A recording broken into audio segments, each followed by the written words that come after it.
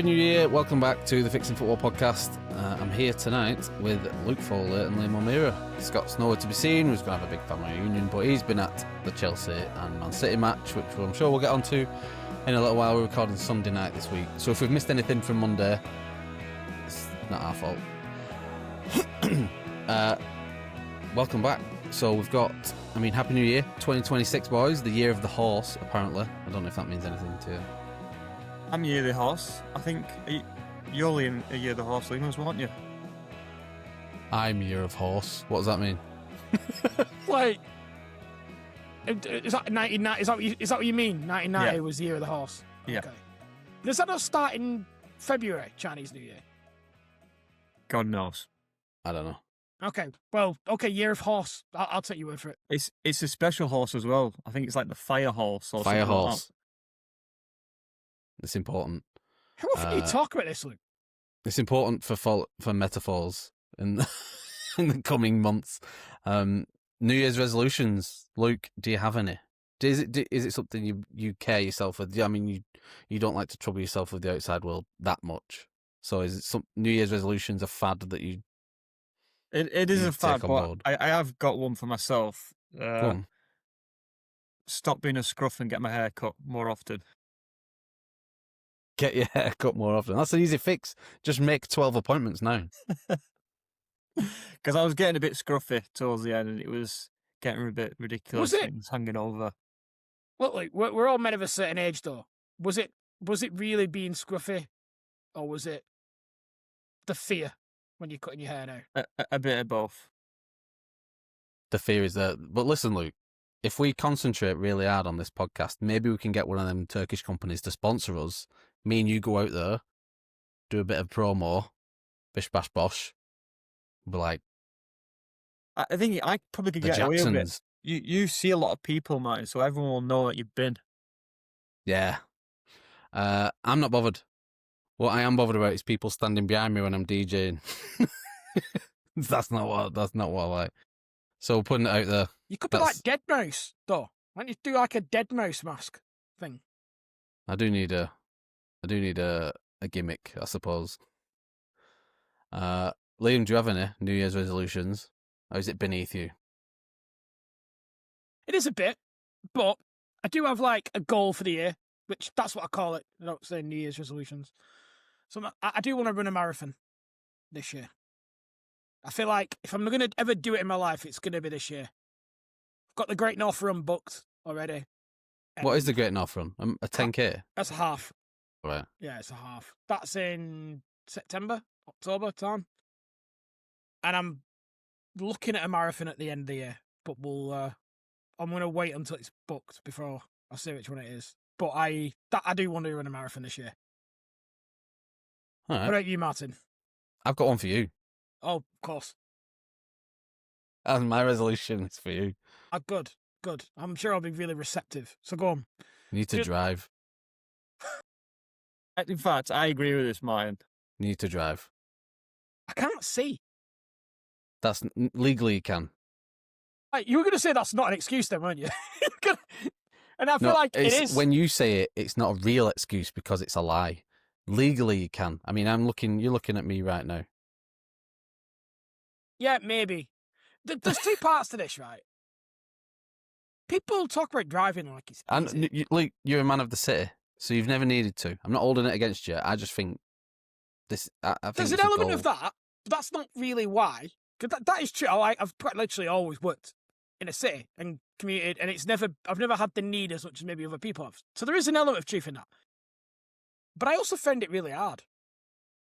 Like I'm not a stupid guy, but I really struggled with the whole concept of like reversing gears.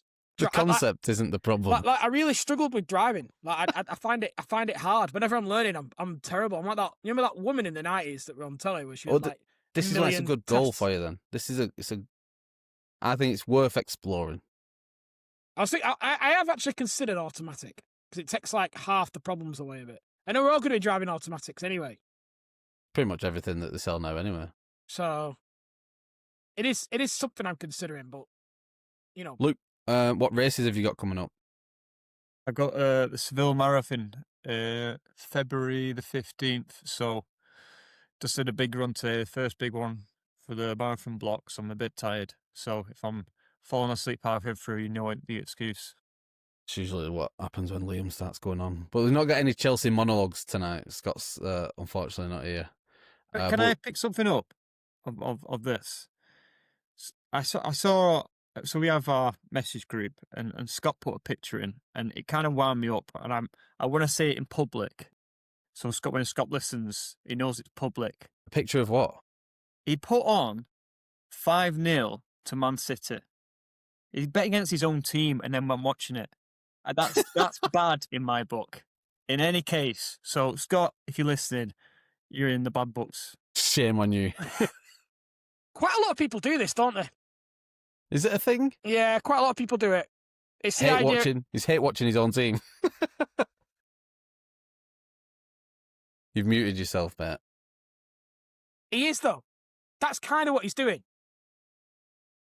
That does sort of track well for Scott, to be fair. Yeah, it's almost like, because if they lose, he could turn and go, well, I told you so. Like, he's doing it as an investment to protect himself. I feel like this is a Liam O'Meara move. It's a big six fan move. It's so big six fan. Like, all big six clubs, all they care about is what all the other big six clubs think. It's not really about football. It's about... I disagree. No, I'm an outsider and it looks that way to me. Yeah, but I don't like being thrown into the you and them and you are, like, whenever I'm the only Arsenal fan most people know in our friend group, and they're like, all Arsenal fans. Like, they know loads of them. They just see some dickheads online. Are you joking? I feel like half that group is Arsenal. On certain days it is. I'd say you're the opposite, though, on mine to Scott. You are pro-Arsenal. You would never do that. Mine, in our main friends WhatsApp group, there are more Arsenal fans than Bolton fans. That says more about Bolton than it does our friend group. The main friends group. Because people listening might be a bit upset that they're not in this group that you're talking about. I know, yeah. My resolution, I've got a few. I have my own goals, fitness-wise and physically. I was looking at some pictures back on myself. I was doing like a year review. So I have to put one out for DJing and night. I'd lost like quite a bit of weight leading up to the run, and then our son being born, and then after that just came back and he found it hard and lost a lot of time. So I'm working on getting some time back. But resolutions, I have some songs that I've been holding on to for a while that it's time to get out and really push that side of DJing. So a bit more production. So I want to get 3 out properly before the end of the year. What are the benefits of that side of DJing? You can start sort of booking gigs basically you can start playing your own stuff when you're out and making a name for yourself with your own music rather than just being known as a good DJ. But that's it. There's millions of good DJs out there. But not a lot that have their own songs or edits or remixes out and stuff. So sort of having a bit more of an artist look to it rather than just a DJ, just a guy who plays music. So get them out. Can I be a feature on your track? No, not even close. No, I wouldn't even like you to listen to it probably. But that being said, let's get back to football stuff. We've done a bit of prep. I think a mid-season review is a good place to start. I think we can focus on Chelsea and managers a little bit in the second half. I want to do a quick run-through of where we're at mid-season. And I think the easiest low-hanging fruit here is the bottom 3. It's currently Wolves, West Ham and Burnley. Are we all agreed that is probably the most likely bottom 3 that it's going to be? Do you see anyone else slipping even further into it? I think Nottingham Forest are next on the list in 17th. Leeds. After Nottingham Forest, I don't... And Leeds, I think they're the only 2 who are in danger of getting close to it. But for me, it's done, that bottom 3. I'll go first. I think the 3 that are there, the 3 that got out. Yeah. I think West Ham, they've made a couple of signings, and I do wonder if they'll change manager again as well. in the next couple of weeks. I've got a feeling they might do. They've got a chance. They have got a good enough team to stay up, but they're just not getting a tune out of anybody. So I think they are struggling. And I think Forest probably have enough about them to stay up as well. So I think they're going to struggle to catch Forest, I think, with is it a 6-point gap? Is it? Yeah, so... I don't have the table in front of me, but Is Luke, it Luke? you're a table expert. Yeah, the table expert, Luke. 6, thank you, Luke. So I think they'll struggle to catch Forest with 6 points. And I think in a different season, I'd be interested about Bournemouth. I think they're sliding. Even though they're playing all right, they keep losing. So every match is... I mean, we just beat them 3-2 the other day. It weren't a 3-2 match. It was a 5-1 match, if anything. But like the... Yeah, they keep ending up with results like that and playing well. Yeah, exactly. So I think they would have been interesting, but I think there's too much of a gap. What do you think, Luke? Yeah, no, I think the bottom three will go down. I'm kind of glad that my feelings against Wolves. I've wanted them to go down for a while, so it's I'm glad that they potentially might as well break this record that Derby's got. That result from the weekend, by the way, where they've turned over West Ham, is I don't think like as much as Wolves are at home, and I mean, to be fair, we had them in Rob Edwards' first game back as actual manager, and they were all right. And a few times I've seen them did draw with United recently as well. Yeah, It was the draw. They've not been terrible since he's come in. They've just obviously not got the results, and they don't have a great squad at all. And now they've left themselves with far too much to do. I just think there's no way back. Oh, they're not staying up, but I think they might beat the record though. I think they've got enough about. I think Rob Edwards is getting them playing well, and they were very good in that West Ham game. Very good. And that young lad, Mane, yeah, he looks good, doesn't he? So, proper orchestrating things around. So there'll be quite a few teams watching him. I don't feel anyone will go for him in January. I think they'll want to see how he gets on for the rest of the season. I think they'll beat the record, but they're definitely down. I think they're 500 to 1 on to go down. They're not staying up. What I would say though, I'd prefer Forest to go down. Forest are a horrible club with all this stuff that went on at the end of last season. Yeah, I don't think no one would be sad to see Forest go down. Yeah, but I think though the bottom three at the moment, I think that will be the bottom three that goes down. But I won't be bothered if not Forest go down as well. So there's a couple of things you've alluded to there, and that's sort of the players and who them teams currently have got, and also the managers. And I'll take your lead on it where we would go to here, but do you want to start with players and potential recruitment and who's going where, or look into the managers and what's coming up for them? Because I think that's more fun. Let's start with transfers. We'll have a bit of a light-hearted one. I think Mark Gahey's the big one that people have been reporting for a January move. Obviously, he's out of contract in the summer. Do we see that happening?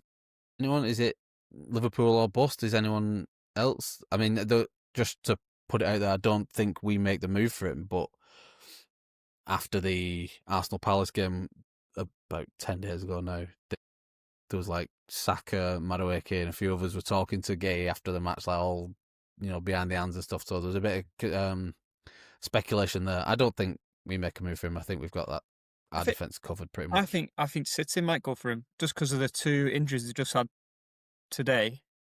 I think it would be a kind of no-brainer for City to go in after him if because what Pep said after the match was potentially bad injuries to Ruben Dias. Really? Yeah. So he doesn't rate Ake either now, does he? Ake's been touted with a move as well, isn't he? Yeah. Well, he was one who was linked with West Ham. I think he might have turned his nose up at that one a little bit. Well, yeah. I mean, he didn't want to transfer to be sad, did he? Like he was going to be sad if he goes there. So I think you might be onto something there, Luke. I think that might be one to watch. Luke, any Manchester United ins or outs who you are speculating about? Anyone potentially going out on loan, or you think anyone things that you need to do? Well, there's been a lot of news today. I don't know if We're going to get to the hammering stuff. So Yeah, just push that to a side for a second and just. to be honest, we'll touch on it in a bit, but I don't think there's going to be any sales or anything coming in or I don't going see out. anything happening. Yeah, Nothing on Belabor, because that's the one, isn't it? That I think you're more. If you're going to do anything, it's that one, isn't it? honestly, again, the news that's coming out today is we're not getting anything. We're doing the whole story of we've got no money to spend. From United point of view, I think it will be a dry January. I'm trying to think of any of the other big transfers that are looking at here. I'm not sure. There's a couple of us. Semenyo. That's going to be done. Semenyo's the big one. That's looking like that'll be done by the time. Well, when is this going to go out? Tuesday. So that'll probably be done by then, I think. Yeah, it's funny that he played against us, like, because they were taught that it would be done the day after the last game, and then Areola's purposely come out and said, "Oh, you would be playing." I didn't realise at the time that it was Bournemouth v Arsenal next. Oh, so it was quite obvious what City had done there, and I don't blame him either. No, of course, yeah. I don't blame him. I think as well, sort of a similar move is Brennan Johnson has already gone to Palace. I'm playing today. We're recording Sunday night. He's played today for Palace, hasn't he? Started straight away. Good move. I like that for him. You know what was interesting with that? Glasner. Because he asked Glasner, like, "Oh, you've put him straight in the team. You happy to see me training?" He went, "Yeah, he ain't trained with us yet."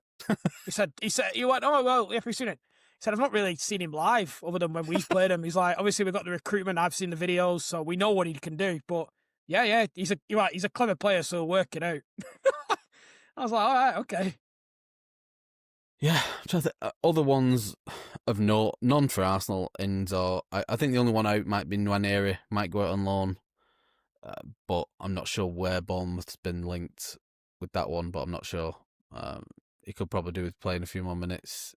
It's one of the more congested areas when we're all fit. So, I think Liverpool. I think they need to spend in this. I know they spent so much at the start of the season, but that Kanate is such a bad player. Oh, that first goal today with the Harry. I was talking in our group again to one of the Liverpool fans in there who said, first option was, "We've got no variation attack." I'm like, "No, what are you on about? You're playing quite well." What's happened is Fulham have done the most basic centre forward dropping deep and the centre mid running beyond into the hole and passed it straight. Like that is lower league stuff. Classic run, centre forward dropping in, running on, and Kanate's forward hook, line and sinker for it. Massive hold. It's not a coincidence that it's Fulham's best player, Harry Wilson, making that run. That has been pre-planned. They have picked out Kanate for that move. Absolutely, yeah. He's horrendously bad. It's such a drop-off. I think I put on our Twitter, it's like Space Jam talent stealing levels of drop-off. like he's touched the ball from the alien ball and lost all his thought and walking around with wobbly legs now. Like touched the Premier League trophy and it just sacked it. Yeah, exactly. I saw another on a similar level, but Jamie Carragher, he said he used to describe Trent Alexander-Arnold as like having De Bruyne at right back, but having Kirkez at left back is like having Darwin Núñez back there. So they're in a world. I don't know with Liverpool though, because I think that this is whether they decide to make a push for one of the cup competitions or consolidate and just see how it goes at the end of the season. Because Kanate has been rumoured to be off from the start of the season when Liverpool were looking good. So I don't know about Liverpool, but you're probably right. They need to, but whether they do or not, I don't know. I probably wouldn't. They're in the top four. I feel like they'll be patient enough, Liverpool, with it. They're in the top four. I think I would take a view on it in the summer.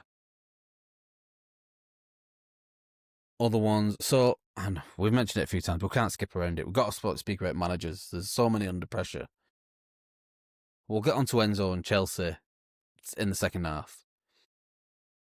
David Moyes, Nuno Espirito Santo, Rob Edwards. Before we do, there is one more transfer that's very likely to happen to somewhere, just done away.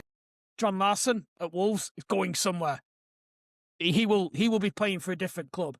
It's just a case of who buys him. I think they want 40 million for him now. Yeah, they'll struggle now. It was 50 that I think that Newcastle offered in the summer. From what I've seen of him this year, they'll struggle getting 20.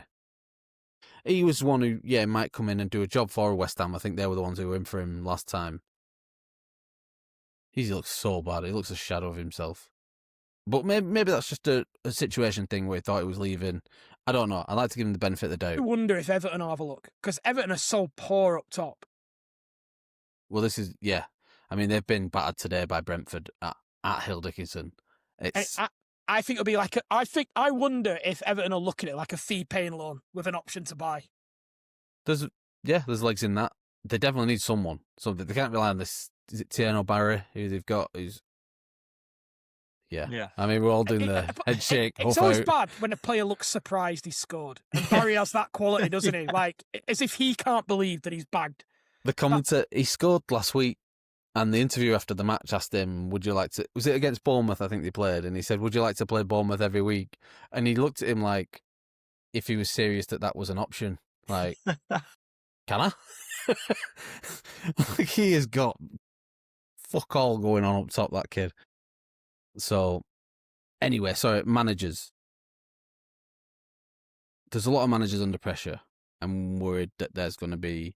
And one of my predictions for the start of the season was that it was going to be a bit of a bloodbath. I've already seen quite a lot of change already this year. Liam, you mentioned Nuno might be one for the chopping block. Things aren't great at West Ham. There's a lot. Thomas Frank has been one who's under pressure. Spurs aren't doing well. He's not really settled in. Rob Edwards has only just come in. He's under pressure. David Moyes, I don't think results have gone his way. I think there still might be a bit of goodwill, so that might outweigh the pressure that he's under. Well, there's quite a lot to unpack. So before we carry on, let's box Nuno off. He's in big trouble. I think walking straight down the tunnel when he lost 3-0 away at... What was it? It finished 3-0, didn't it? 3-0 away at Wolves. Straight down the tunnel. Rob Edwards doing that classic walking around making sure that everyone knows he's walked down the tunnel. Arteta did with Which Emery. Arteta did to Emery. And like, as if he can't, knows, he's seen him go. Like, classic. But anyway. You can see the back of his head down the tunnel. He's there. Yeah, exactly. You know full well that they've gone. But anyway, he went straight down. And we've had quite an active West Ham fan base on our account recently, and they are not the happiest fan base. That is getting toxic very quickly. I feel sorry for him. He's quite literally had, 4 days of a window to try and sort that out. But he's not getting a tune out of it, and I think people thought he would get more. But it looks like it's very much the Tottenham Nuno that West Ham have got, not the Forest Nuno. Before we go on to the big two, is there anyone else who may be feeling the pressure? You think there might be any chopping and changing throughout the leagues that we haven't already seen, by the way? Thomas Frank's an interesting one. Yeah, that was one that I'm thinking of. And especially now with January, the window just opening, whether it's a thought in the new owner's mind. I don't know any Spurs fans. Don't know any, right? But I see a lot of them because Spurs fans like to talk, don't they? They like to bring themselves into the conversation quite a lot. Quite like another club in North London. Anyway, I was listening to Jamie O'Hara talk about it, and he was complaining about, there's just no imagination. We're just setting up to defend. There's no going forward. I hate the football. And I thought, hang on a second. 6 months ago, it was all, we just attack, it's gung-ho, how can you... And I just thought, you lot just haven't got a clue what you want. And then you think of all the managers Spurs have had. They've had so many every kind of world-class manager. Like, you would put Conte, by the way. I would be shocked if he's not in the top 3 of everyone's managers that are the active managers in the world right now. Like, most would put him there. I certainly do. I think he's probably second. I would go Guardiola, Conte, Arteta, the top 3 managers at the moment, right? He completely fucked it at Spurs. Mourinho.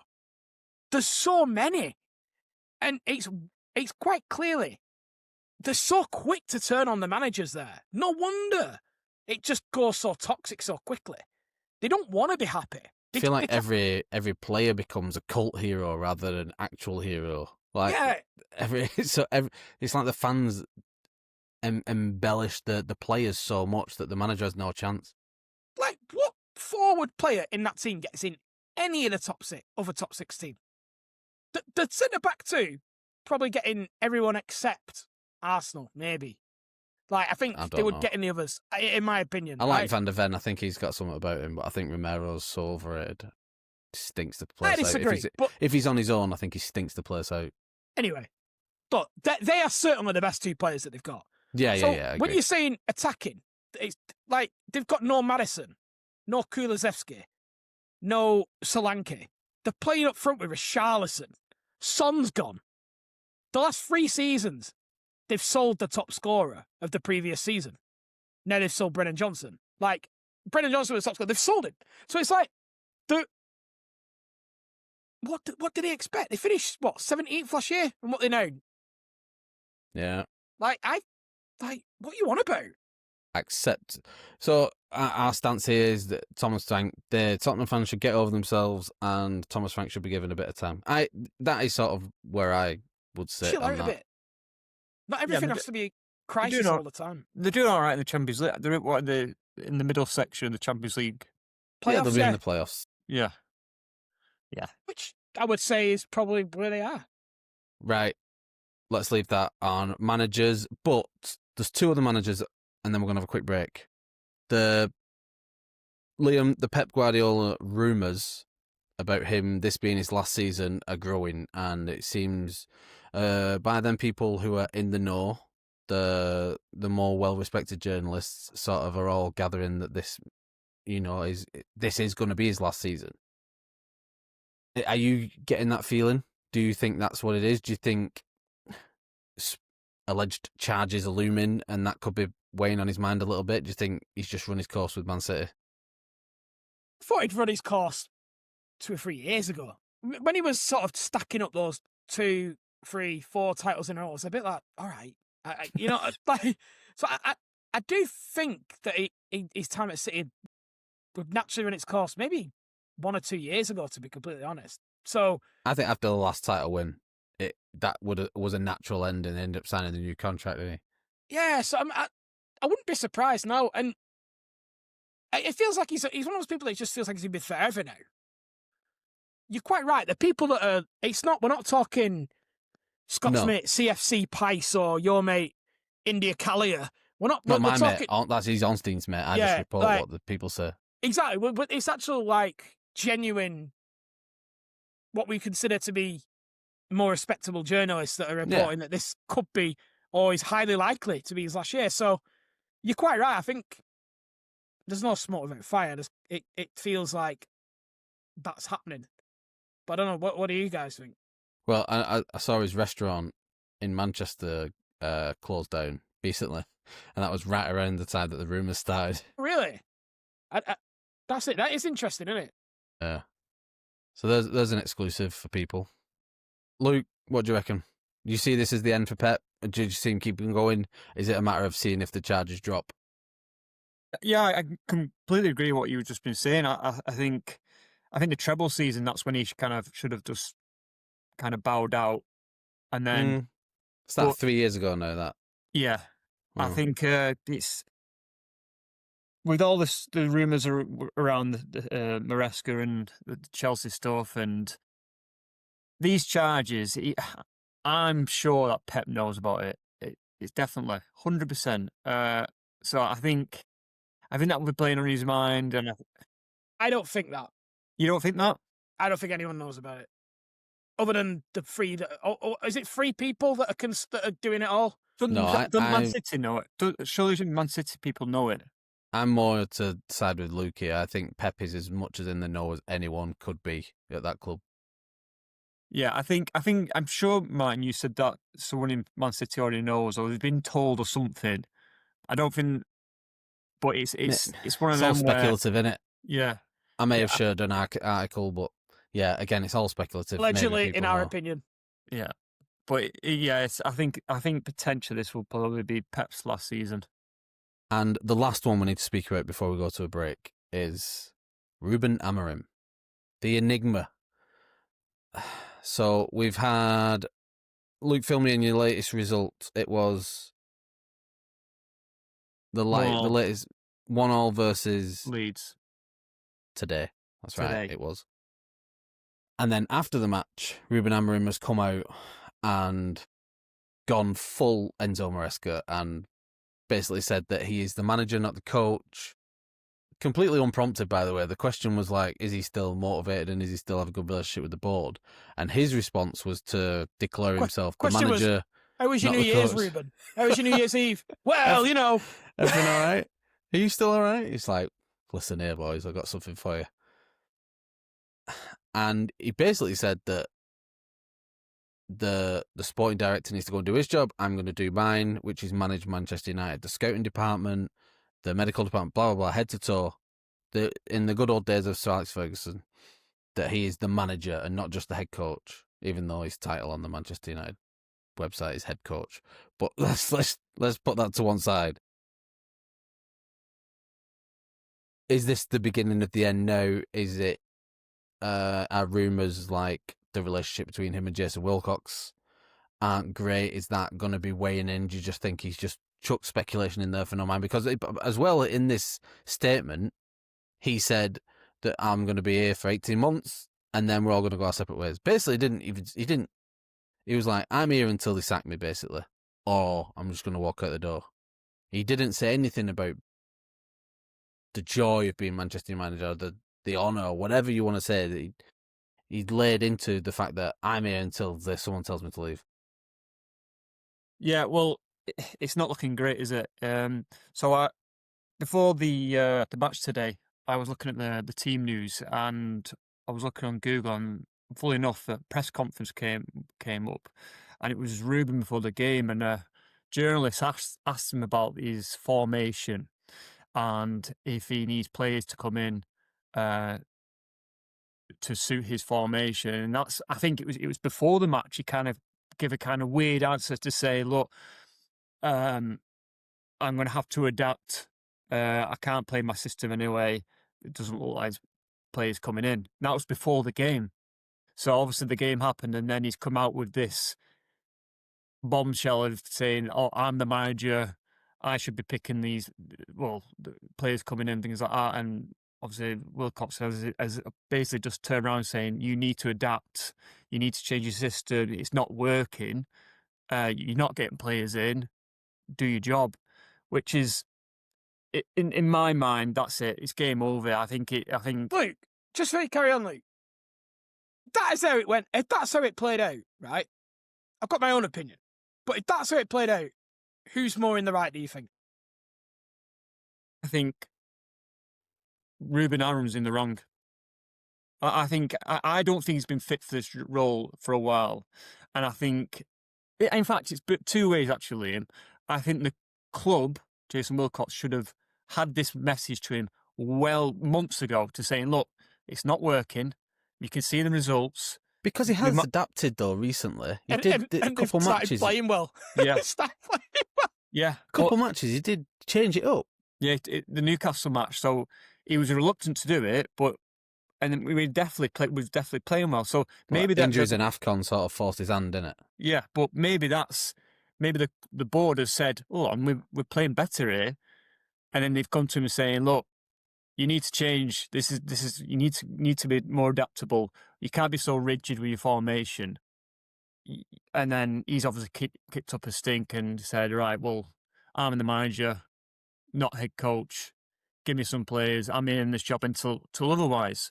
Now, just to go on, I think we're getting into the same position we was with Ten Hag, where and Liam said it when we last talked about Ten Hag in regards to he's not improving players. We've got no kind of system. What has Ten Hag done for the club? Really, it's getting to that state now, and I think the comments after this match is kind of the writing on the wall. I think a change will be coming soon, because I think it'll be soon. Like, yeah, I think Ruben's the type of guy to be too stubborn, and the results will probably go bad again, and then that'll be it. It's clearly stubborn because the system that Man United fans were hoping that would saved them from whatever Ten Hag had enforced on it. The system is just nonsense. It just doesn't work. It doesn't suit it. And it's took him a year and a bit to go, I don't have the players for that system. As like, mate, I could have told you that day one. I could have told you that as you were walking through the door. But, Liam, is he right to be stubborn and suggest that this is my sword to fall on? I don't want to be told what to do by you. Or should he be more adaptive and collaborative, really, with the board and the way that modern clubs are run? I mean, yeah, he should, because wasn't that right. an Let answer? me clarify, right? Because ultimately, there's nothing new here. It's the same structure there was when he was brought in, Yeah. and this is kind of where I was with Maresca. It's a bit like you can't. I have some sympathies. I think the problem is with this technical director stuff in England is how the media and we as fans perceive the manager / head coach / whatever they're calling themselves now. It's because we still perceive them as these people that are fully running the show. And they're the only ones that are public facing. And this is the Maresca stuff, isn't it? With like the Cole Palmer substitution, where essentially he was told he has to take Palmer off. Then, get to that. No matter what. Don't spoil the next bit. All right, sorry. And it's similar, and I think this is where they start getting frustrated because they realise, and I think this is where Conte got frustrated at Tottenham, didn't he, about Yeah. He used to talk about that, going, why am I the person defending some of these decisions? They're not my decisions. It maybe doesn't work in England for this reason, because what tends to happen is 12, 18 months in, the manager or head coach starts to get stick over decisions that aren't theirs, and it becomes tiring for them. So when it comes to this transfer window where they were like, right, I'm getting flack like anything out there, we need this player, and like, nah, you're just gonna, it's just a job. This is what you signed up for. And I think it's an interesting dynamic, and I wonder whether it has a place. And I think this is maybe going back 12, 18 months, what was going on with Edu and Arteta, where Arteta wanted to take things in a certain direction because essentially they weren't getting over the line, and it was starting to say, Mikel, this is on you, and Edu had other ideas. And it is interesting. But what I would say about the difference there with Arteta is he'd earned that by 3 years of improvements and making players better, coaching. Yeah. He had then earned that right to go to the Cronkies and say, I want more control. Whereas Amorim, I don't think's earned that. Although what I would say is that I don't think he was doing badly at this point. It's such a weird time for me for him to start kicking up this stink, because I'm looking at him thinking they're an improving team. Like, exactly, it wasn't like, I actually think another 12, 18 months, and I genuinely think they could be challenging. I really expected the noise, if any, to be coming out of Manchester United would be him publicly begging for reinforcements. Which is, he's sort of gone the opposite way and said, "This is my shit. I should be allowed to deal with it on my own." I mean, we talk about one more manager before we got. I think it's a really interesting story. Glasner. Oliver Glasner not signing a new contract. In fact, so let's wrap up Manchester United though. So Luke, you think the writing's on the wall? You are going to be seeing a new Manchester United manager in the coming days, weeks? Is that what sort of time frame you think we're looking at, or do you think this is something that's going to rumble on till the summer? Which is more likely there? I think a few more bad results, a few more draws against lower teams or losses. It gives the board a bit more. Yeah, and the whole kind of message, we're not giving you any money to players fit your system. I think the board are preparing for, they don't want to spend money just bringing in players that are potentially fit for a system that we might not be playing in. So February the 1st. Yeah. February the 1st, this is happening. Yeah. Right. Liam, Oliver Glasner, he has rejected multiple offers of new contracts at Crystal Palace. Is he out of contract at the end of this season? Is that a thing? He is. He is, which is what was weird about that Brennan Johnson story, about him going speaking to Glasner. About what? Guy's going to be there 6 months. What are you speaking to him for? He's clearly making moves to be elsewhere and I think he's done enough to warrant the offer of a big job. I think he's got a lot of credit in the game. So, I mean, what are we saying here? What's the news? Where do you think his next move is? I wonder whether this happens. So go back to something we talked about earlier. Let's say Pep was to leave. He's got Vincent Kompany at Bayern Munich. And I wonder whether Kompany goes to City and Glasner goes to Bayern. I guess so much lies. Unless these charges are up in the air. They've been imminent. A verdict has been imminent on them for 18 months now. You don't like to keep bringing them up, obviously. But it's such a question mark when it comes to the natural end of things, whether players are going to be leaving, players are going to be wanting out of their contracts, and Pep leaving is as big as it gets for Man City. So we can only talk about it in the sense that it's not happening, only because if it does happen, the whole world changes. Like the City as we know it will change. So I think it really does. You can only really talk about it, and if it's not there. So you think a big European giant like Bayern Munich would be very much interested in Glasner? I think Glasner, yeah, because he's a perfect fit. He's been successful in the Bundesliga with Frankfurt. The thing is as well, when let's say worst case scenario for Man City, I think Kompany is happy to go to Man City at any point as well. With given his history, and say they get the worst possible outcome, whether it be in the summer, whether it be whenever, I think Vincent Kompany goes, let's do this. Still, rather than stick around at Bayern Munich, given that opportunity. I mean, I would warn him not to, because I think he's got a good thing going there. But I think you're right. I think he would. But I think I always think that with Harry Kane. Like, if I'm Harry Kane, I'm staying and like being a Bayern Munich legend, like breaking records. Yeah, exactly. I don't know why you would come back and play in England when you could be the best striker in the league at the best club in the league. Like, why not do that? Right. On to more crazy manager news and stories and stuff after the break. If you've liked this first half, please like, share, subscribe, do all that fun stuff. One of the podcast's resolutions is to get to the next milestone, which is going to be 500 subscribers. So if you are listening and you aren't yet subscribed, click that button below and do all the other good stuff and just be nice. Especially West Ham fans, be nice. Nah, fuck them.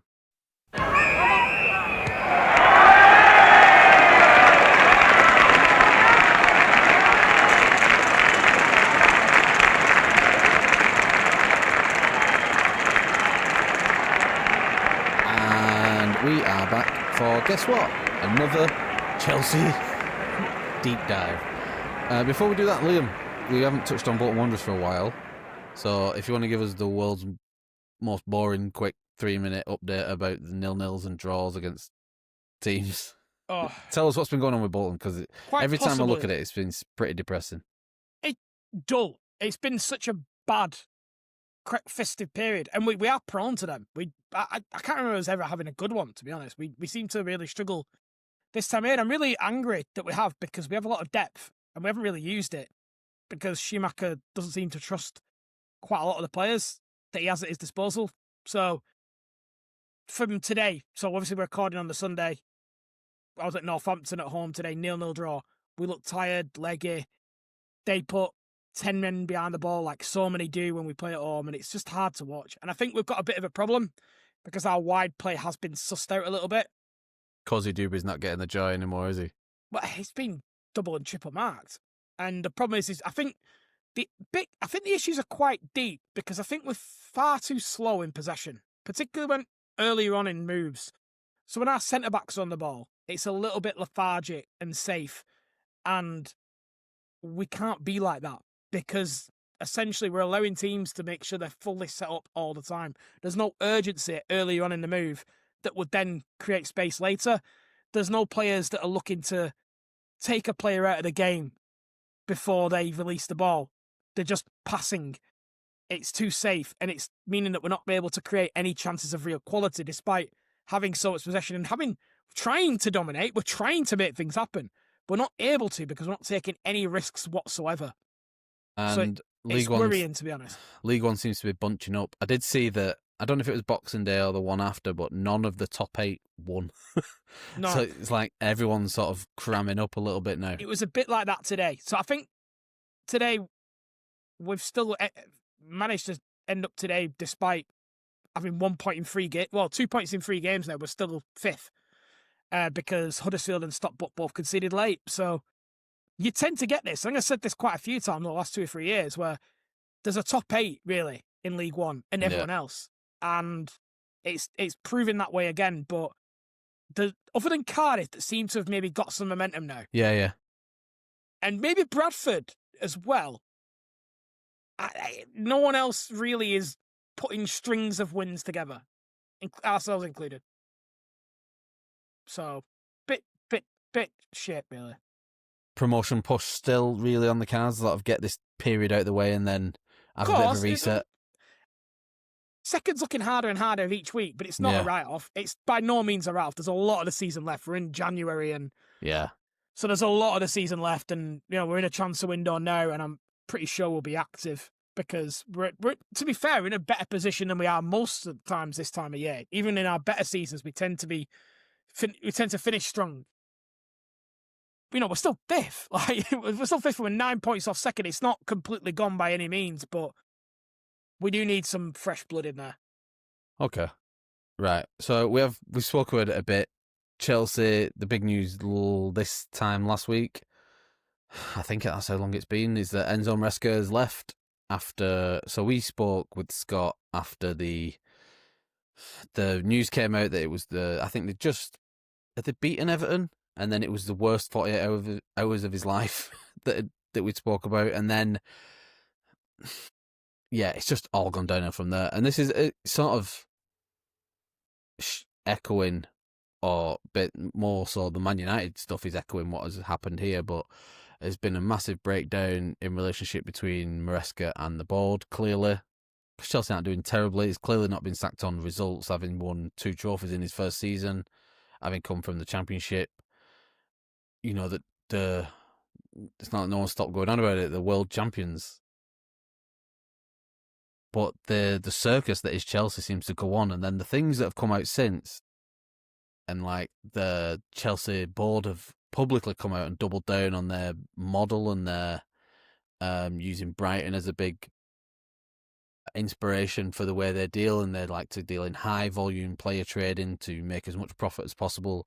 Chelsea fans like to look at Madueke as someone who they made a load of profit on, which is but for every one Madueke you make a couple million profit on, there's 10 other examples of absolutely horrendous spending. And for every Cole Palmer that you consider a success, who's now worth 120 million, there is a Tosin Adebayo. That might not be a good example. I think he was free. But there's a Mykhailo Mudryk, or there's an Enzo Fernandez who cost you 120. You aren't getting that back for anytime soon. So the circus that is Chelsea rolls on. Where do we stand here? Team Maresca, or are Chelsea board well within their rights? Is that the right thing? Because the noises coming out of Chelsea is that get rid of the board. They are really up against it here with the fans. There's already protests planned. By the time this goes out, there might even be another one happening. I think it's due on the next home games. I mean, where we both stand, who wants to jump in first here? You tell me your thoughts on Chelsea, what you've seen. It's hard to tell because, to be honest, Scott is Chelsea's mouthpiece for me. I don't know the guy from Madness, so Scott's the man for me. I'm actually not familiar with what's he called from Madness. Is it Chegs or something? Suggs. I nearly said Chegs. So you don't like ska music, do you, man? You're very against it, if I remember rightly. It's terrible. So from what Scott was saying at the start of the season, I know we joke about it in the group, but he was saying that a Champions League position and a good cup run would be acceptable for this season because, as he says, they're not ready. Now, if that's the case, they're in perfect position for that, Chelsea. Yeah. So I'm guessing this Maresca stuff is he doesn't see that. He wants to win. He wants to go for things. He potentially probably wants to buy more players that are not young, maybe a bit more experienced. I don't know. There must. I think there's messages come from him where, like, again, for instance, the Cole Palmer stuff, where they're saying we've got to take him off because he's obviously his groin injury and things like that. I think there's clearly been a breakdown there, but I can't quite work out what the Chelsea fans want and what they don't want. Is it because from what you're saying as well, there's a bit of both where some fans are happy. Scott thinks, like you said, they're in a good position, but and the model he was happy with. So I don't know what the big cry is. I don't know what's happened. Basically, it seems a bit of a madness move because from what I'm seeing, it's working. I jump in and I agree with what you said there, Luke. But I want to ask a question here because I feel like people just accepting some kind of truth that I'm not convinced is a truth here. So I think this is a really important question. Are Chelsea title contenders next season? I don't think they are. Next season, no. Next season. Hold on. Next season's so far away in terms of what could happen between now and then. I just want to, because I think this gets, whenever you hear a Chelsea commentary on Chelsea, when they talk about this next season, they will be competing. I think they're miles off that. All right. Are they going to be as good as Arsenal next season? That's fair, right? But I think the argument, if I'm on Maresca's side here, is that he wants to. Levi Colwill gets injured. I mean, Scott did go over this in the previous episode, but Levi Colwill gets injured at the start of the season. Mark Gay's there for the taking, or insert other named defender here. There's probably a few out there with a bit more experience, 30-year-old, 31-year-old who you can get on a 1 or 2 year contract, who could come in and help you. At least solidify something, at least do something. Maybe even a 27-year-old. Even that goes against the model. So Maresca's asking for this, and instead he gets Jamie Gittins and Alejandro Garnacho. Yeah, there's a lot of moving parts here. The one with Cole Palmer, you referenced it before. I think this is referencing to you was right on something, that Maresca's getting a lot of stick by the fans for taking Palmer off, when actually that is a decision made solely by the medical team. Yeah, I think this is the major issue, and I'll tell you why I think this. Just give us this breakdown now. Right, so the reason I think this is such a big issue, and there's loads of issues, and we're going to touch on all of them. There is a lot going on here, but when this happened, almost immediately after, and I made a comment after, like in our group, wow, Chelsea are back briefing here. I was watching Sky Sports News. Cafe on there was just basically almost like he was talking as if he was the Chelsea board.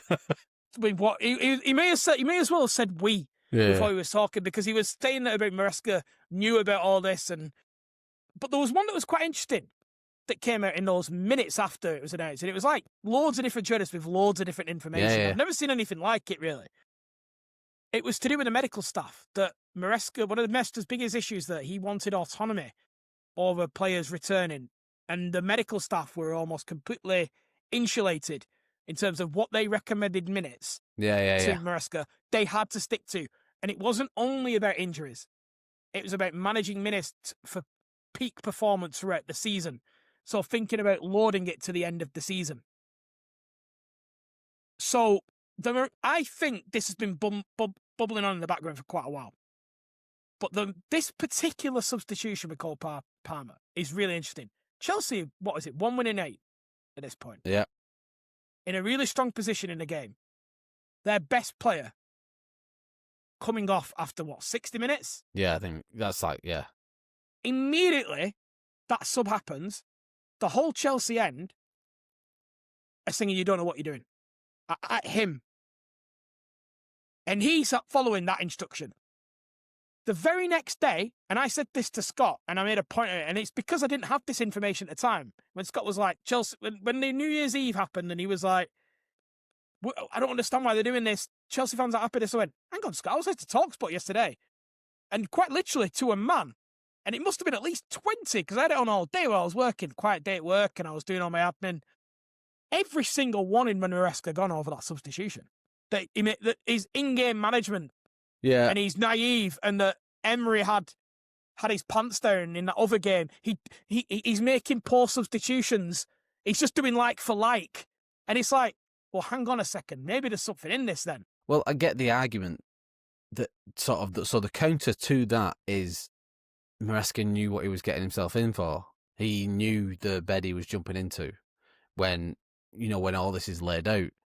But the reality of that pressure coming in is so when much the chips different. are down, yeah, things get very different. It's all well and good when it's Arteta and things are going right, and maybe there's a bit more cohesion at Arsenal. I'm only saying it because I'm pretty sure we are running a similar way where the medical staff brief him, and as modern a club as any. So I assume that things are going on, and you just accept it because things are going well for us. And when it's not at Chelsea, maybe it's not. And this is the one that we're hearing about, right? Yeah. And again, it's all allegedly, in my opinion. I think that's because the Chelsea want that to get out, that they almost trying to rush Cole Palmer. He was putting players at risk, I think, is what they want people to take from that. I don't think people have. I think people are quite sensibly going, hang on, that's a bit weird if it's the minutes after. I also wonder, because there's quite a few different technical directors involved here, which technical director is involved with player sales? What autonomy does he have? Does he have control over minutes to ensure that they get maximum resale value for this Noni Madueke deal that you quite rightfully point out that Chelsea love to point out and go, look at all the money we made on Noni Madueke. That wouldn't have happened if he wasn't playing for Chelsea. Yeah. Like, it's very, like, the deal they got for Lukaku was very different when they managed to get, yes, because he wasn't playing. So, did they get autonomy over minutes as well? Do you have to play Garnacho for a certain amount of minutes because in 2 or 3 years' time they want to sell Garnacho? Do they want to sell one of these million defenders that they seem to have? That it's a different name I don't recognise every single game that comes in. Like Disasi got a lot of minutes last season for what I consider to be a very poor player. If he starts, yeah, a very poor player, and so I wonder just how far this goes. Like with which players get autonomy of the minutes, and ultimately he's the one who gets the shit. So I know you pointed out that fans were angry at Maresca. I think there was a bigger majority angrier at the board and angrier at the way Todd Bowley runs things. This Ed Barley guy who always crops up. I'm not 100% sure of what his role is. Who's the sporting director dude? Well, let's talk about the ownership group. I'm gonna come to that. Go on, but aren't the LA Dodgers their team as well? It's quite vast. Yeah. You're talking a huge... I think the LA Dodgers is one of the... Am I right here, the LA Dodgers? Is that the right team? Whatever. It's one of the big baseball teams. And that is... It's more the baseball model. I know we've spoken, a lot of American owners are involved in NFL teams, but the baseball side is massive player turnover. They've also got the crazy big contracts. I don't know if you know the record. There's a Japanese kid who's just signed one of the craziest contract deals you've ever seen in baseball, but that baseball model where you've got super high turnover, high player trading, and I don't know if you've ever seen the film Moneyball, but the head general manager, and then you've got an attacking coach, a defensive coach, whatever, all different sorts of sub-managers to the main guy. I think that is sort of a model that they're trying to implement, and it just doesn't work in Premier League football. It might work as a business. It might work. Chelsea might be a perfectly profitable mid-table club like a Brighton for the rest of time while these guys are here, but they'll never be successful again under that. And I think that's what Chelsea fans are seeing and why they're angry. It's such a damning statement. Was it like a press conference where they was comparing Chelsea to Brighton? That is such. If I was a Chelsea fan, that would be. It's like, oh yeah, we like that. It's like, what do you mean you like that? They've not done anything or won anything. Brighton are perfectly the top of their lane in terms of they are a small club who've done fantastically well in terms of recruitment. It's Tony Bloom, right, Liam? That Brighton get, dude. Yes. They've done perfectly well in their lane. They are the top of that. They can recruit almost better than anyone. They can sell players like they've almost had United's pants down for 100 million for Carlos Baleba. They got 100 million for Caicedo. They got 50 million for Ben White. They've been fantastic at recruitment over the years, and all sorts of stuff. There's more. They'll probably get a good amount for Caro Matoma when the time comes as well. What was Cucurella? I'm sure Cucurella 50 was... million. Yeah, let's call it that. Unbelievable profit margins that they're making. They're run very well, but they aren't challenging for. They're barely challenging for Europe. Really, they're 10th. They're 11th place side. They're fine. They might get 8th one year. They get 16th. No one cares. They're fine. Chelsea fans don't want that. In our lifetime, we've seen Chelsea lift 2 European Cups and multiple Premier Leagues. And Chelsea fans, there's a lot of fans who have seen that and aren't willing to go back. Oh, Liam, sorry, you was going to make a point and I interrupted for a mini rant. I'm ranting on Scott's behalf, basically. You're right. You're right that they ultimately, we weren't really sure what Chelsea's... If we go back 2-3 years ago, and I will go back to my original point, but I think I'm just going to sort of top on to what you said there. Yeah. 2-3 years ago, we wondered why Chelsea were buying all these players. No one actually knew what the strategy was. That was... And it seems to be, over the fullness of time, it is about maximising revenues.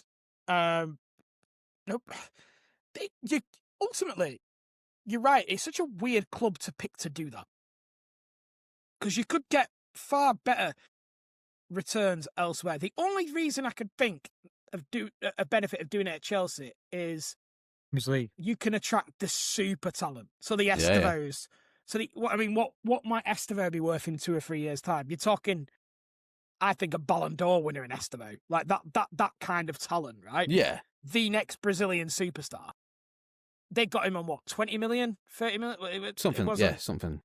Yeah, so you're talking a 200-300 million, and maybe that's the difference, that you're able to get that, whereas an Ajax maybe can't, or they can't command a transfer fee that maybe Chelsea can command. Maybe, and then that opens up different PSR goals, and you can then maybe take that and buy a new stadium in London because you've made a. I don't know. Maybe that, but for me, it just seems a strange club to be a profit making machine. I think you could have done far better by buying Bournemouth, but someone's already done that, to be fair. Or Sheffield Wednesday would have been probably my chip pick, because that, well, yeah. Anyway, my original point was, in terms of Chelsea's ownership structure as well, because I find it's quite interesting that a lot of the heat seems to be towards Egbali as opposed to Todd Bowley. Now, they're two different entities in the sense that you've got the Clear Lake Capital, which is headed by Egbali. It's a massive private investment, private equity holding, huge company, multiple dozen billion company in terms of managed assets. So it's a huge amount of wealth that they've got behind them. And Todd Bowley, who's in bed with Egbali, and I believe that on a podcast this time last year, they were in feud, really. Yeah. They've only seemed to things... That's calmed down, it seems, a little bit. Slightly, yeah. And it's Bowley who is in... It is the baseball. I think it is... You think you were right. It is LA Dodgers. So, even they don't seem to be... Even that doesn't seem to be completely in sync with everything. It's just a mess from top to bottom, I think. And ultimately, where I am with Chelsea, I think it's quite an interesting case study about this idea of the manager concept. And it is interesting that Amarin's talked about this today, because it has been on my mind, this a little bit, with the Maresca stuff. Just, does that concept work in England? Only because of this ultimate, when the shit hits the fan, it's not the technical director people know. We've had this conversation now. We're not even sure. I'd probably have to Google it, what the names of these Chelsea technical directors are. I've heard them. They've been in the news. I don't remember what their names were. And this is kind of the point, isn't it? Because it's these people that are making the decision of managed minutes being a complete red line that is away from you, that's completely out of your hands. But we don't even know that guy's name. We don't know the name of the head of medicine that's made the decision that Cole Palmer has to go off for 60 minutes regardless of the score, because we want it to be his optimal performance in May. When really they could be out of the top 5 race. forget May, but it's Maresca that gets the you don't know what you're doing. Well, exactly, yeah. And the emotion, and it's in the cold heart of day, a few days after, it's easy to say that's what you signed up for. But he, after that game, didn't want to do any interview. He said he was ill, if I remember rightly. Yeah, that was the word in it that got come out. Yeah, he was ill, and then quite literally the next day, it's going mad on social media that these emergency meetings in the evening at Chelsea. He's quite clearly lost his head, and that's what this can do. We're under pressure, and it is a pressure like no other. Like, we go to work and we might have a bad day at work, and that's that. But imagine having 6,000 people stood there calling you a bald dickhead, and you're like, and it's not even your fault. Like, it's someone else's decision. You would lose your head. And I think this is why it probably doesn't work in England. Do you think the sacking, do you think the board had already made a decision before that game? Because I think, was it the day before, they was talking about a move to City, he's like, and Maresca came out and said, look, I had the option to go and talk to him or something like that. And well, that's interesting. Before the sacking? That's interesting, yeah. So I don't think it came from him. It might have came from his agent in sort of cross the way stuff gets released. There wasn't a direct quote as far as I can see, but there has been talks between Maresca. Again, that sort of alluded to what we were saying before about the noise around Pep. We haven't seen anyone be touted out as the Pep replacement until this sort of has become public. And then for that news to be released, Enzo to ditch any sort of press duties and then get sacked. Yeah. I don't know what the play was there, really. Maybe to enhance his own reputation maybe a little bit. Or to put pressure on the Chelsea board to say... Didn't he ask for a new contract as well? Hasn't he asked for a new contract at some point? I'm not sure. All we do know is that doesn't matter now. Let's move on to the present and future. First of all, Luke, a question for you that I want you to think about is something that we were speaking about. Is there a way back for Chelsea under this model? Does this model just get it right one day and they do mount a title challenge and push on, and they have a team full of different versions of Cole Palmer and it's all worked out? They buy a load of players for 30 million a pop and they all work out to be superstars. Or are they destined for Brighton life? Think about that for a second. Liam, I want to come to, because the talk is Liam Rosenior is the guy on the lips of Chelsea. He's already part of the Blue Core group as manager of Strasbourg. Photos of him having a Mackey's at the airport today, weren't there, on his way over straight after the game. I've also heard Felipe Luis, who is the former Chelsea defender, currently at Flamengo or someone like that. I remember. I remember that he was there. I think he's the Flamengo manager. He's also been linked. It's the shortest shortlist in the history of shortlists. The word shortlist is pure lip service. It's going to be Rosenior, and he'll be the manager by the time this goes out. How do you feel about that? How do you think Chelsea fans feel about that? I mean, the resounding feeling online is that this is very underwhelming, to be kind. What is it? Blue core yes man is, I think, the word being touted out. Nick Rosenior's a good manager. He did very well at Hull. He got sacked though, and he took them to like 16th. But the championships are super hard. I ain't criticising him. That wasn't him.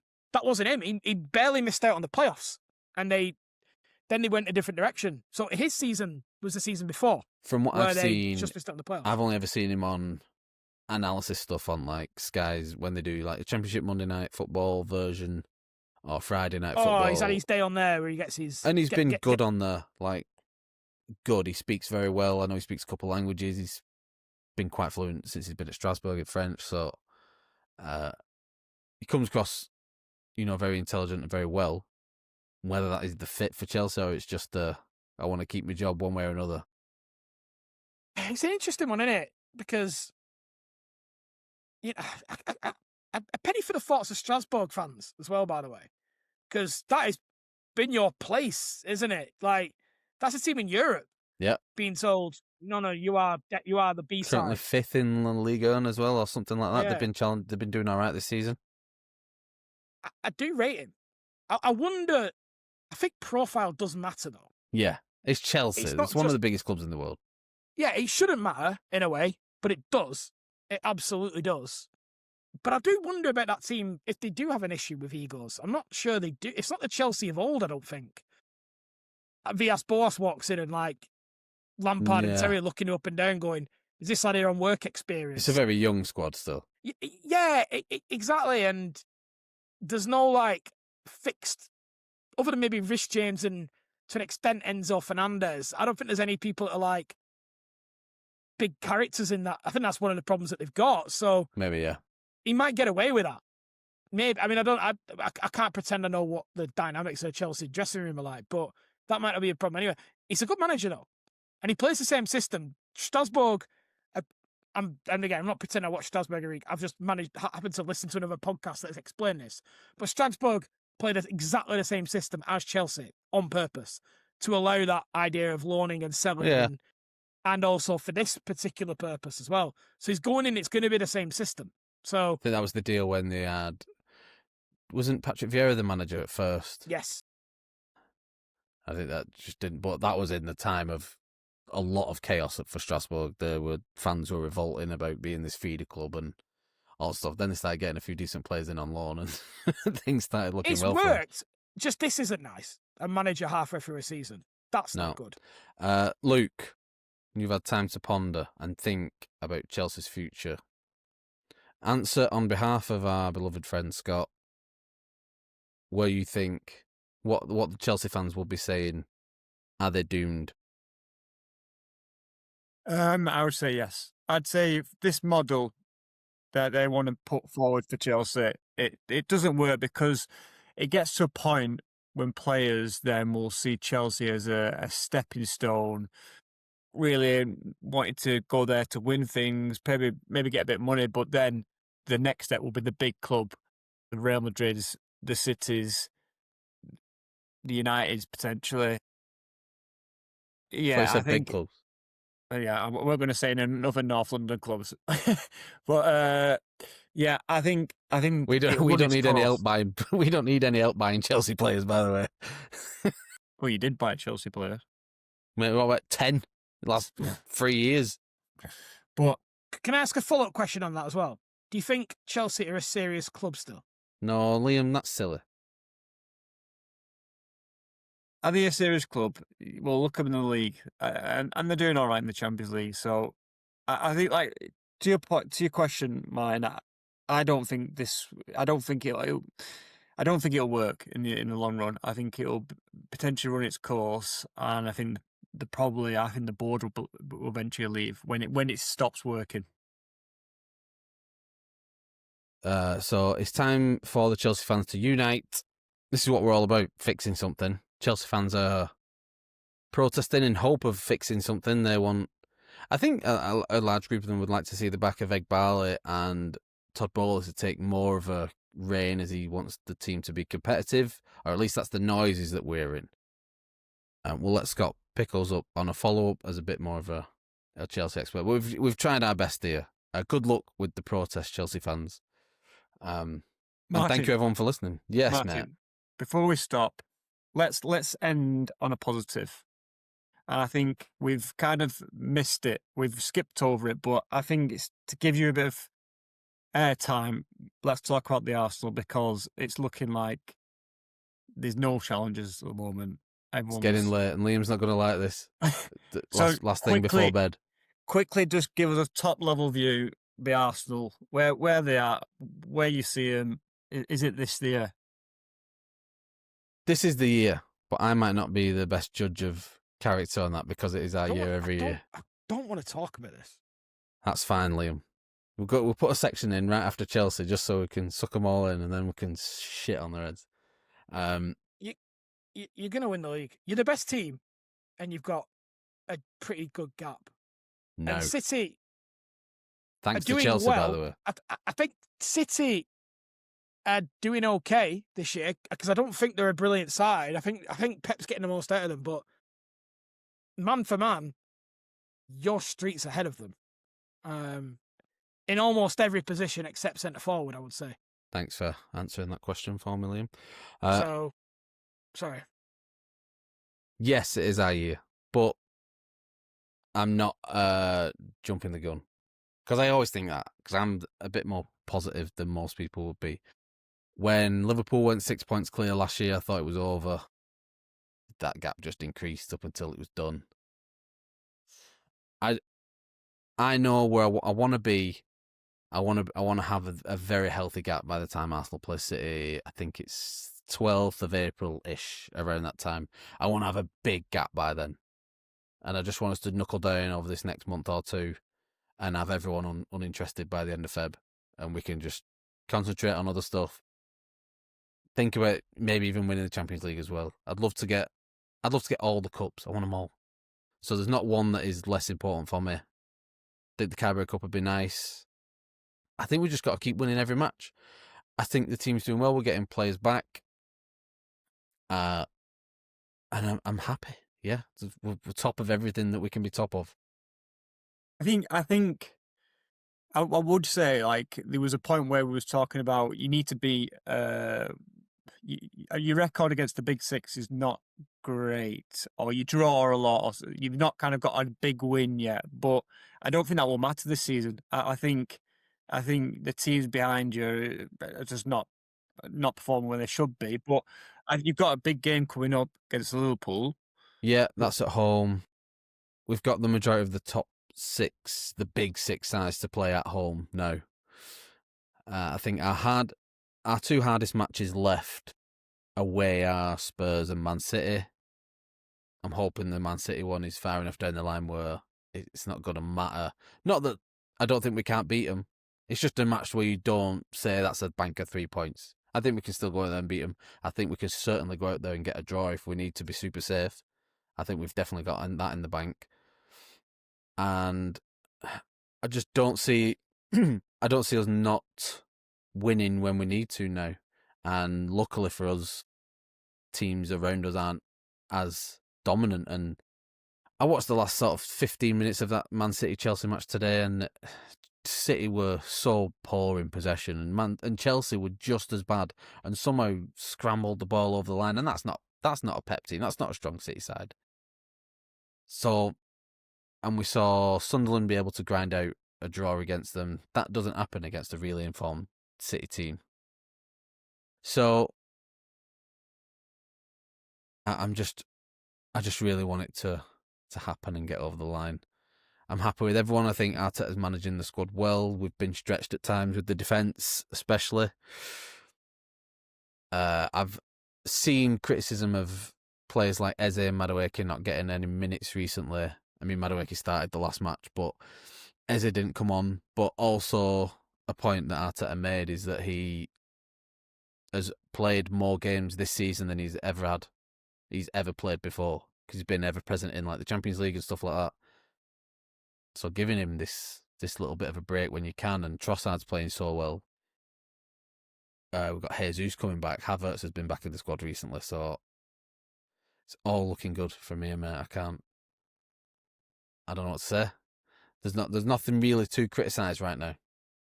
There's probably the one thing, and it's the smallest thing, is the Gyökeres situation.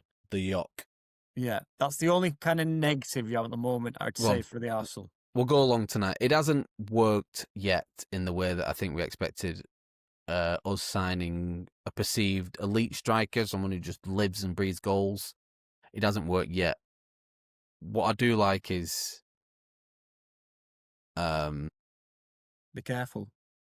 I know, be careful, because I can feel as soon as I say something, Liam's going to jump on it. But I do like the work that he gets through. It just isn't happening in terms of getting goals. Every goal he's had. Do you know what I am seeing? I'll speak on Gyökeres for a second. Since he's been at Arsenal, I've watched every game, and he has probably had 3 clean attempts on goal, clean strikes on goal, where he puts his foot through the ball. That's in his time. Now, there's there's two arguments here. Me personally, I think he should be doing way more to get more. But I think the players around him need to be helping him get them chances. And the three chances that he has had, I think one at the bar, one at the post, and he scored one. He hasn't been getting these clear-cut chances that Jesus seems to get the second he turns up, or like a Trossard gets or something. But the argument for this as well, for him playing and where we are great, is the second he comes off the pitch, and he comes off every match, 60 minutes, 70 minutes, something like that, the tide turns and teams push us higher up the pitch. And we've looked nervous. I'm not saying he's doing crazy amounts. It's hard to calculate into a stat. I think we're just better with him on the pitch. And that's where I'm at with him. And I really like him, and I really want him to succeed. If it doesn't work out and Havertz comes back in, Havertz gets the goals that wins us the league, don't care. At the end, I don't care. Can I say my bit on this? You can. I'm going to start by saying I was wrong. I don't think you needed a striker. I think the reason it's not working is because ultimately you need a subservient centre forward. A bit in the mould of Firmino, like he was in his pomp at Liverpool, where almost his role was to just make everything else work, almost at his own thing. And I think this is why Jesus and Havertz have been good for you, because Jesus has the personality of someone who plays up front for Brazil but didn't want to wear the number 9. Because he almost doesn't want that to be that man. And that's almost to his credit for this kind of role. And Havertz was playing like a midfielder up front. And also like Mikel Merino. These players play like midfielders up front. I get that. And it's linked, and it's making everything work. So it's not a coincidence. It doesn't know. I know, I get what you're saying, and it might look better, but it doesn't work as good. The players who've been dropping in and condensing the space is when you start seeing the stuff about Martin Odegaard that you don't like, or Declan Rice not being able to push up as much, or previously Thomas Partey. I actually think Declan Rice pushes up too much now, but that's a different point. He needs to get more goals. He's scoring too much. I never said he needs to get more goals. I'm a Declan Rice's biggest fan. I think he's getting obsessed with it. I think he's seen himself two as in a Gerrard match, and now he's obsessed. He's turning into Van Nistelrooy. Do you know what's funny about that kissing the camera? When he scored that, I went, bloody hell. I was like, he's giving me Gerrard vibes here. And then he kissed the camera afterwards. I was like, oh, it's weird. Why is he doing that? And then a minute later, there's a goal you can see that's completely in his space. I think he needs to rein it back a little bit. But I'm picking things. I'm not saying he's gone bad or anything. I think he's getting a bit carried away, Declan Rice. Look, there's better strikers out there than Victor Gyökeres, just going back to the point. But I think him not being in the space of... Thanks, Liam. Not being in the space of the number 10 has allowed us to be better in that possession higher up the pitch and essentially being more clinical, which we have been doing. Trossard, Saka, Odegaard, Rice all chipping in with a good amount of goals so far. And I think the more he carries on, it will get better. And if it doesn't and we're still in the league, I don't care. Really. What do you think, Luke? It's looking good, is it? Yes, as well. I will actually say, I don't think he's been that bad either. I actually don't think he's been bad by any means. He's just not been what we thought. And I wonder if I don't actually think it's all his fault, because I don't see Saka really passing to him that much.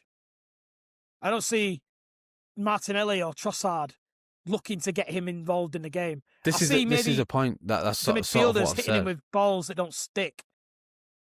And as if he's like Chris Wood up there. No. They're not. He isn't getting that. And the very few chances that he has are them, or chances to run into the channel. He will win a corner, or he will keep the ball in play or hold it up well and stuff. He just doesn't get it. And whether that's... You don't get the opportunity to run in the channel when you're at the top clubs, because everyone sits back so much. No, but it's there, and he does. We do have that. And you've not scored a goal in open play for about 5 years. There's no running in the channels. The only Liam, you're generalising because you don't watch it the same as I do. You know, we watched Bolton Wanderers draw 0-0 with Northampton. I don't know. So- It's made me very bitter about teams sitting back today. When you really triggered me with that, and Kevin Nolan's embarrassed us. I was like, don't get me wrong, I like Kevin Nolan, and he's done very well. Oh, he didn't sound like that when I proposed him as a potential new manager. He sounded like he was the dog's shit. He hadn't earned it. He hadn't earned it. Just turned up and took a point off you. Yeah, but we're 2 years later. We weren't it with this season. No, it weren't. It was last He season. hadn't earned it this season. But anyway, look, I'm glad he's doing well. I like Kevin Nolan, but Christ almighty, it was... We've managed to make this about Bolton. But Arsenal are going to win the league. Hope everyone has a great 2026. We've got a World Cup to come, which means, and Liam, it's a big World Cup. And what does a World Cup mean? World Cup predictions. World Cup Prediction League is coming back. You hear it here first. If you'd like to be involved, get involved in the comments. Oh my God, Lukey's opened it up, finally. You have to get in touch with me to get involved with the comments and let us know if you want to be in our Predictions League. It's intense. It's not fun for me. This is what makes this podcast take off. And this is it. League. This is you've been saying to me for all these years, we need something, and I've always said it's this. And now you're finally backing me on my predictions league, our predictions league, mine, yours, and Luke's predictions league. A three-way. You're finally backing us. The freeway ownership that we have over this predictions league when it takes off. This is it, man. This is our year. I'll have muted and cut a lot of that bit out. We'll be like that guy with long hair that we met at the awards. This is our year. No. Predictions League. World Cup year. Arsenal winning the Champions League. Arsenal winning the Premier League. England winning the World Cup. Thomas Tuchel getting sacked. Loads of great stuff is going to happen. But Why don't you like to? that's for next week. Goodbye, everyone. Like, share, subscribe. Love you all. Yeah.